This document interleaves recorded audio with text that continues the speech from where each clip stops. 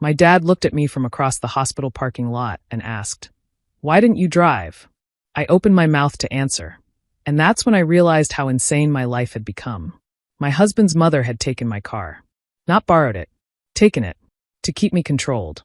Stay with me as I tell you how this started, and if any part of it feels familiar, please support our channel by subscribing, liking, and sharing this story with someone who might need it. I'm Maren Cole.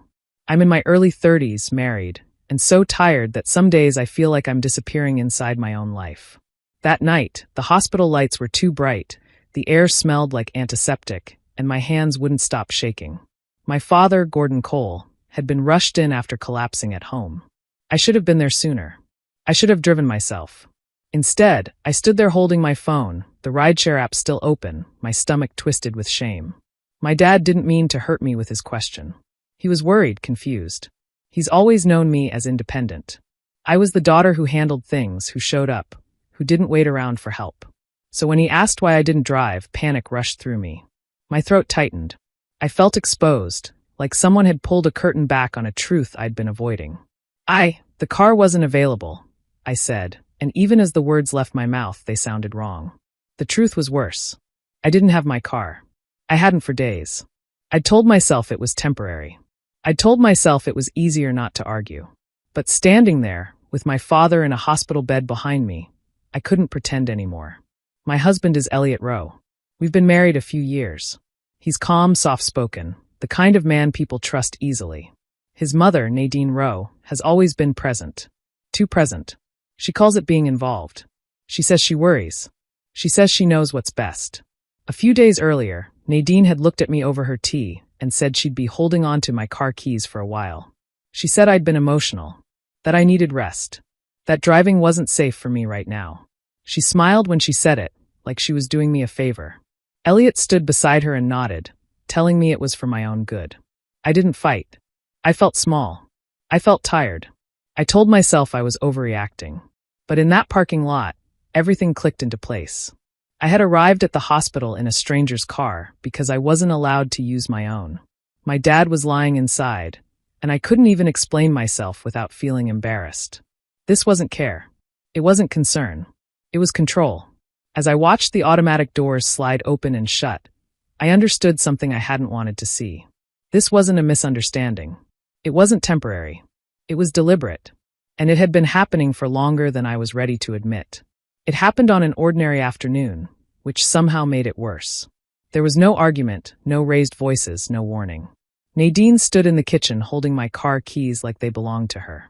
She smiled softly, the way she always did when she was about to say something that couldn't be argued with.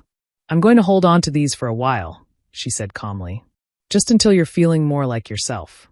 I laughed at first because I thought she was joking.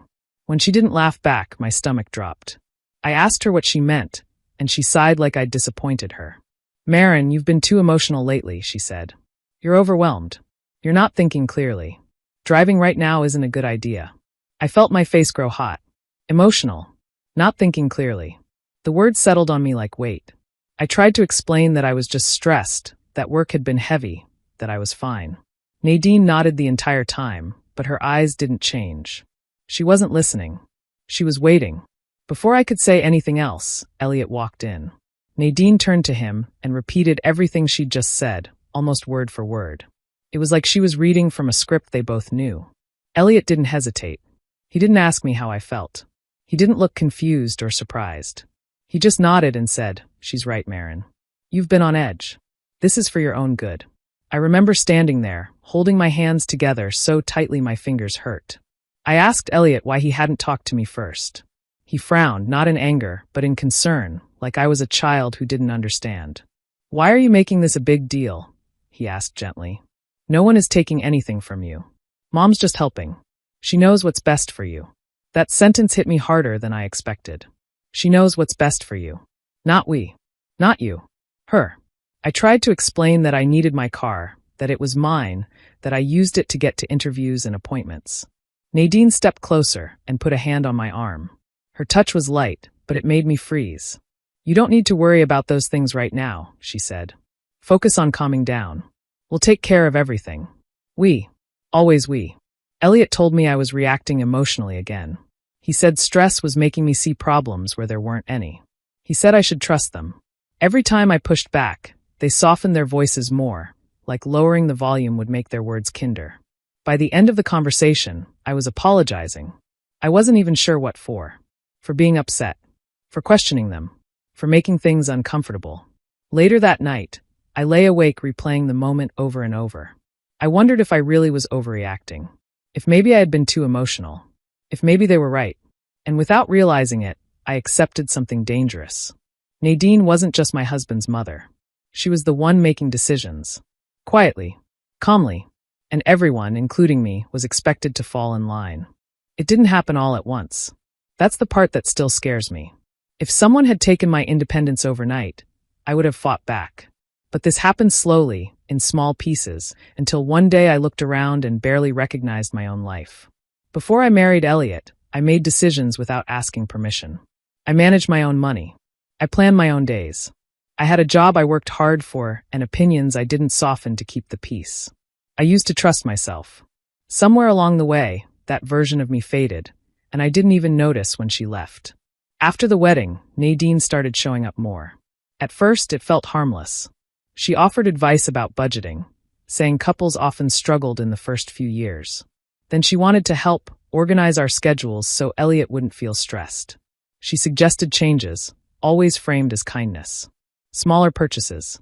Different priorities. Better habits. Soon, she was asking to see bank statements. She said it was just to make sure everything looked healthy.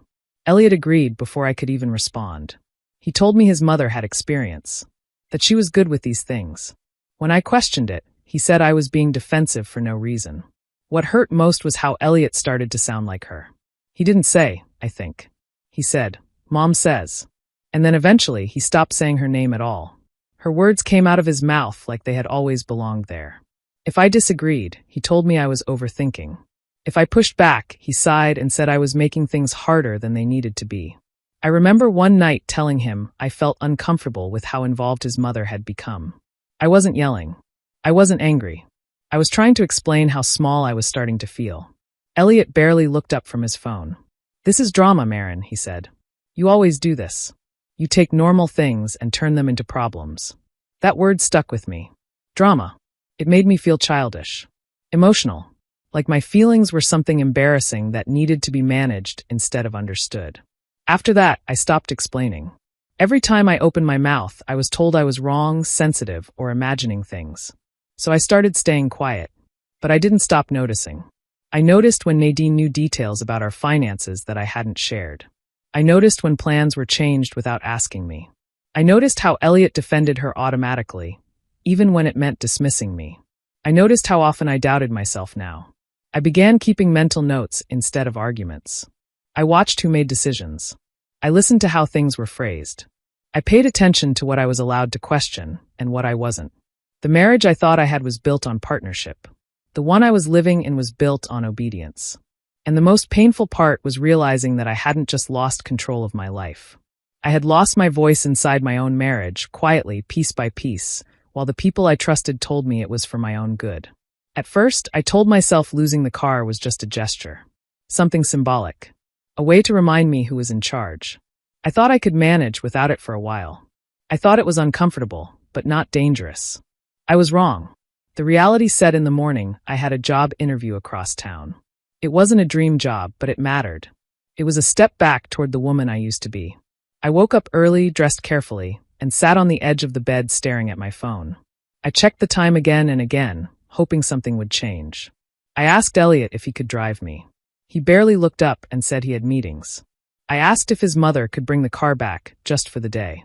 He shook his head and said it wasn't a good idea to upset her. I opened a rideshare app.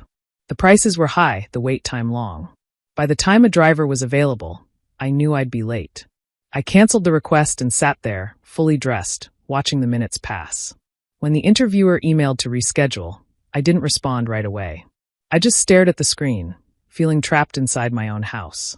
When Nadine came over later, I told her I'd missed the interview. I wasn't accusing her. I was tired. I needed her to understand what this was doing to me. She listened quietly, then smiled in that calm, knowing way of hers. Maybe this is a lesson, she said. You should be grateful you don't have to rush around chasing things right now. Some people don't have the luxury to slow down.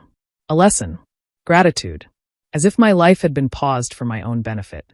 I looked at Elliot, waiting for him to say something. Anything. He sighed and rubbed his forehead. You didn't need to bring this up like that, he said. You're making Mom feel like the bad guy. I told him I just wanted my car back. He frowned, like I'd missed the point entirely. I think you should apologize, he said. You hurt her feelings. She's only trying to help. That was the moment something inside me shifted. Not loudly. Not dramatically. Just a quiet snap, like a thread finally breaking after being pulled too long. I didn't argue. I didn't explain how isolated I felt. I didn't remind him the car was mine. I nodded and said nothing. Elliot seemed relieved, like the problem had been handled. But I wasn't calm because I agreed. I was calm because I was done explaining myself to people who had already decided I was wrong. From that day on, I watched everything. I noticed how Nadine framed control as kindness. I noticed how Elliot avoided responsibility by hiding behind her words. I noticed how easily my needs were dismissed when they became inconvenient. And for the first time, instead of shrinking, I felt something steady take root. A small, quiet resolve. I didn't know yet what I would do or how I would do it. But I knew one thing with certainty. This wasn't just about a car anymore. And I wasn't going to stay confined forever. I found it by accident, which somehow made it worse. I wasn't searching for proof or digging through files with suspicion in mind. I was just trying to print a utility bill when I noticed a folder on Elliot's laptop that I didn't recognize. It was labeled with a name I knew too well. Nadine. At first, I told myself not to open it. I didn't want another reason to feel uneasy. But something in my chest tightened, and before I could talk myself out of it, I clicked. What I saw didn't make sense. Transfers I didn't remember approving. Accounts I didn't recognize. Amounts that were too specific to be mistakes. My name appeared on some documents, but the signatures didn't feel like mine. I scrolled slowly, my hands cold, my heart beating too loudly in my ears. I told myself there had to be an explanation. There always was one, right? I checked dates. Patterns started to form. Money moved out shortly after my paychecks came in. Smaller amounts at first, easy to miss.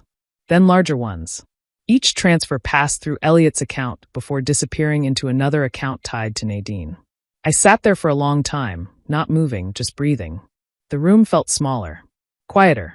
Like the world had pulled back to give me space to understand what I was seeing. This wasn't about concern. It wasn't about me being emotional. It wasn't even about control for control's sake. This was planned. Structured. Nadine hadn't just inserted herself into my marriage. She had positioned herself inside our finances, using Elliot as the bridge. Suddenly, everything made sense. The constant talk about stability. The pressure to let her help. The way independence was framed as dangerous. If I controlled my own money, I controlled my choices. And if I controlled my choices, she lost power. I didn't confront anyone. I didn't cry. I didn't close the laptop right away. I started copying files. Statements. Emails. Anything that showed a trail. I sent them to myself quietly, then deleted the sent folder. I learned where documents were stored. I learned how deep it went. Each discovery hurt, but it also sharpened something inside me. The betrayal stopped feeling emotional and started feeling calculated. This wasn't a family misunderstanding. This was strategy. I thought about every time Nadine had called me irresponsible. Every time Elliot had said I shouldn't worry about money. Every time my access had been limited for my own good. They hadn't been protecting me from stress. They'd been protecting a system that worked for them. That night, I lay in bed next to Elliot and listened to him breathe. I wondered if he'd ever felt guilty, or if loyalty to his mother had always mattered more than honesty with his wife. I didn't feel weak anymore. I felt clear. Now I understood why my independence frightened Nadine so much. It wasn't because I was unstable. It was because I was dangerous to her control. And once I saw that, there was no going back. I didn't confront Elliot in anger. I didn't slam papers on the table or raise my voice. I waited until the house was quiet, until Nadine was gone, until everything felt neutral. I needed to see his reaction without noise getting in the way. I sat across from him and told him I'd found something I didn't understand. I showed him the statements, the transfers, the accounts connected to his mother. I watched his face closely, waiting for shock, confusion, maybe even fear. None of that came. He leaned back in his chair and let out a slow breath, like I'd finally caught up to a conversation he'd been having for years. He didn't deny it. He didn't pretend it wasn't real. Instead, he told me I was looking at it the wrong way. Mom was keeping things stable, he said. You don't see the bigger picture. Stable. That word again.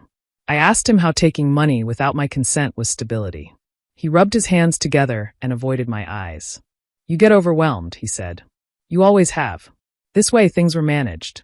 You didn't have to carry everything alone. I reminded him that I never asked to be relieved of responsibility. That I was capable. That it was my money. My life. My choices. He shook his head gently, like I was missing something obvious. You were never meant to handle everything by yourself, he said. That's not how this works. Mom understands that. She's just doing what you couldn't. In that moment, something inside me went quiet. Not angry. Not broken. Just still. I realized I wasn't talking to a partner. I was talking to someone who had already decided I was incapable and had no intention of seeing me any other way. I asked him why he hadn't told me. Why he'd let me believe I was losing my mind instead of admitting the truth. He looked uncomfortable, but not remorseful. It was easier this way, he said. You would have fought it. That was the answer. Not love. Not protection. Convenience. I saw then that Elliot hadn't been caught in the middle. He had chosen a side a long time ago. He had chosen comfort over honesty. Control over partnership. His mother over his wife. I nodded as he spoke, but I wasn't listening anymore. I was watching. Watching how easily he justified it. Watching how natural it felt for him to talk about my life as something that needed managing. By the time he finished explaining, the marriage I thought I was defending was already gone. Not on paper. Not in public. But inside me. I didn't cry. I didn't argue.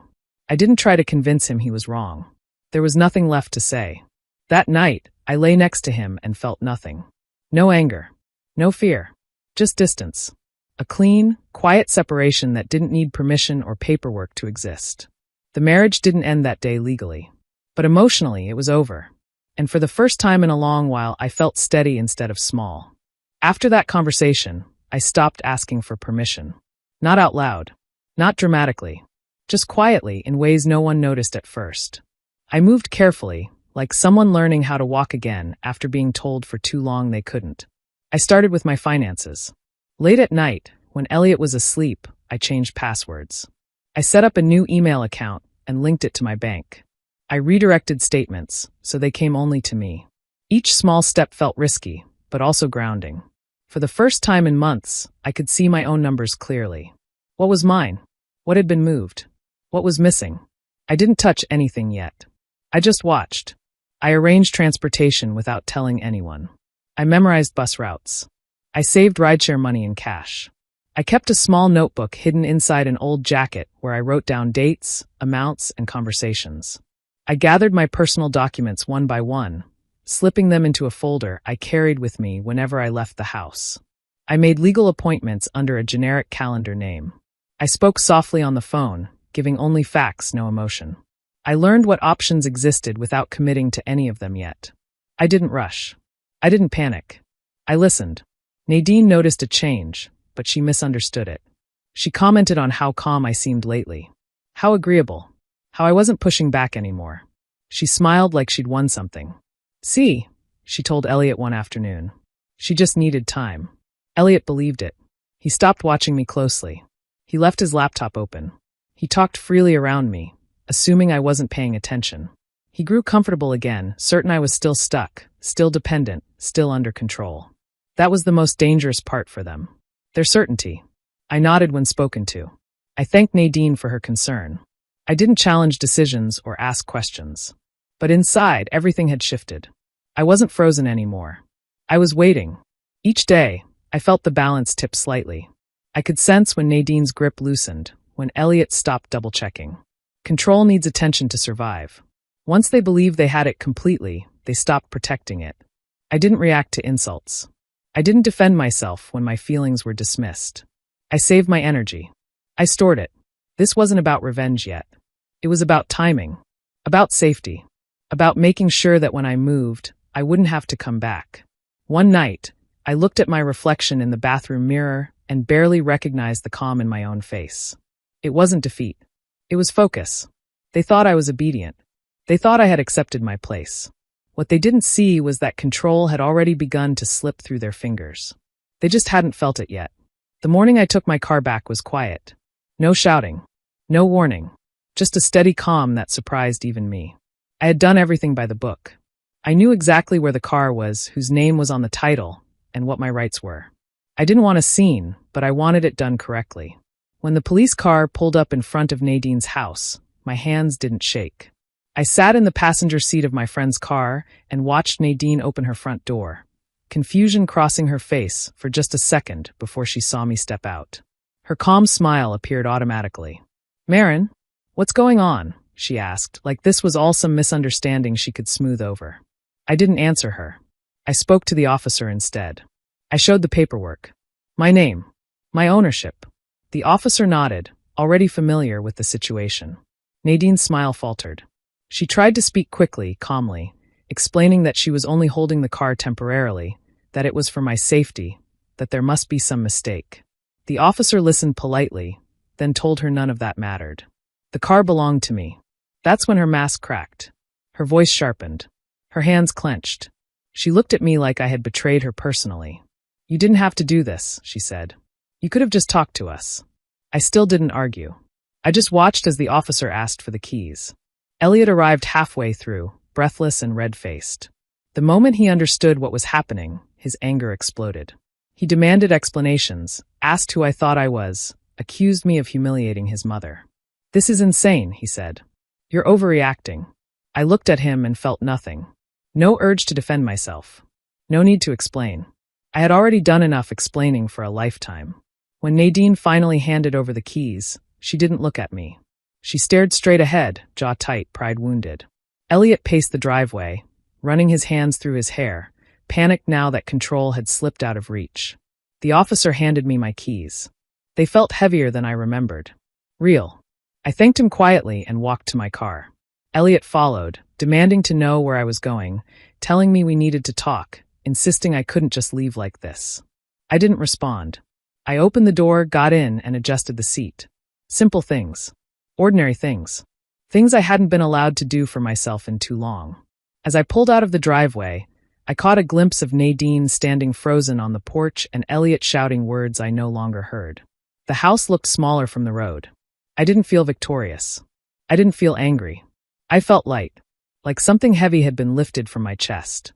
This wasn't revenge. There were no consequences yet, no fallout, no justice served. This was something quieter and more important. This was freedom. The fallout didn't arrive all at once. It came in waves, quiet but unavoidable. Letters. Calls. Meetings that Nadine could no longer control with a calm smile or carefully chosen words.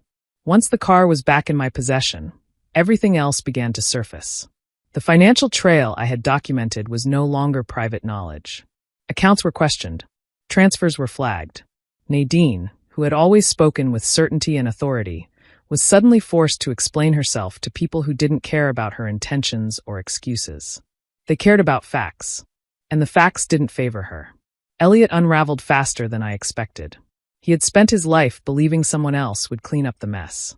That stability would always exist around him. When he realized his mother couldn't shield him anymore, panic set in. He called me repeatedly, alternating between anger and desperation. He accused me of destroying the family. Then he begged me to fix it. I didn't respond. For the first time, I told my father everything. We sat at his kitchen table, the same place where I'd once done homework and talked about college plans. My voice shook at first, but I didn't stop. I told him about the car, the money, the control, the way I'd been made to feel small inside my own marriage. He listened without interrupting. When I finished, he didn't tell me what I should have done or what I should do next. He just reached across the table and held my hand. "You don't have to explain yourself to anyone," he said quietly. "You're not wrong for protecting your life." That was it. No pressure. No guilt. No conditions. The contrast was almost painful. Where Elliot had demanded obedience, my father offered trust. Nadine tried once to regain control. She asked to meet, framing it as a chance to clear the air. She spoke about family, forgiveness, and moving forward. But there was no apology. No accountability. Just an expectation that I would step back into my place. I declined. Without my silence to rely on, her authority collapsed. People stopped deferring to her. Elliot stopped sounding confident. The structure she'd built on manipulation couldn't stand without my cooperation. Elliot asked if we could try again. He said things were different now, that he understood, that he'd learned his lesson. But nothing in his voice showed understanding. Only fear of losing control. I told him no. I didn't feel cruel saying it. I felt honest. Reconciliation would have required me to forget who he had shown me he was. I wasn't willing to do that anymore. Walking away didn't feel dramatic. It felt final.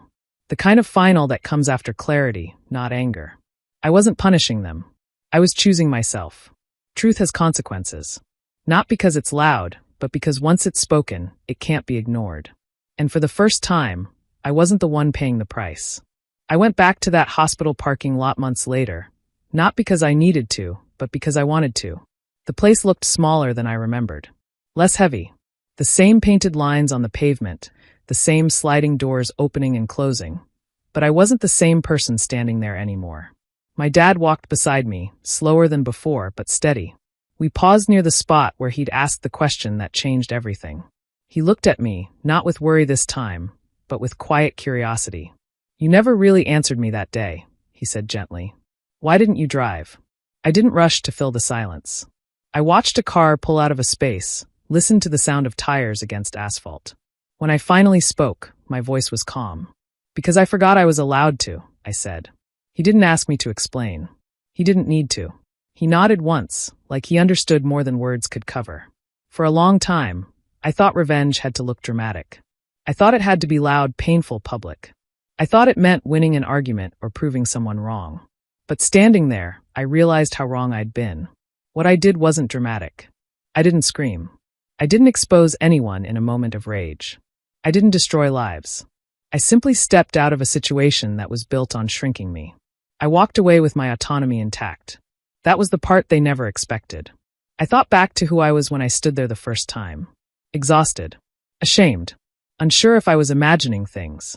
I had arrived in a stranger's car because I believed I needed permission to move through my own life. I had believed concern could justify control if it sounded gentle enough. Now I saw it clearly. Control only works when you accept it. When you apologize for wanting basic freedom. When you doubt yourself more than the people limiting you. Nothing magical happened after I left. Life didn't suddenly become easy. But it became mine again. I chose where I went. I chose how I spent my money. I chose who had access to me. Those choices felt small at first, but together they rebuilt something solid. I didn't lose a family. I lost a system that depended on my silence. I didn't fail a marriage. I survived one that required me to disappear. As my dad and I walked toward the entrance, I felt no bitterness. Just clarity. The kind that comes after you stop negotiating your worth. Some people call that revenge. I call it remembering who I was before anyone convinced me I needed permission to be myself. Do you believe Marin made the right choice by stepping away and choosing herself? Or do you think she should have stayed and tried to fix what was already broken? Share your thoughts in the comments. I really want to hear what you think. And if stories like this speak to you, make sure to subscribe, turn on notifications, and stay with us so you never miss the next one.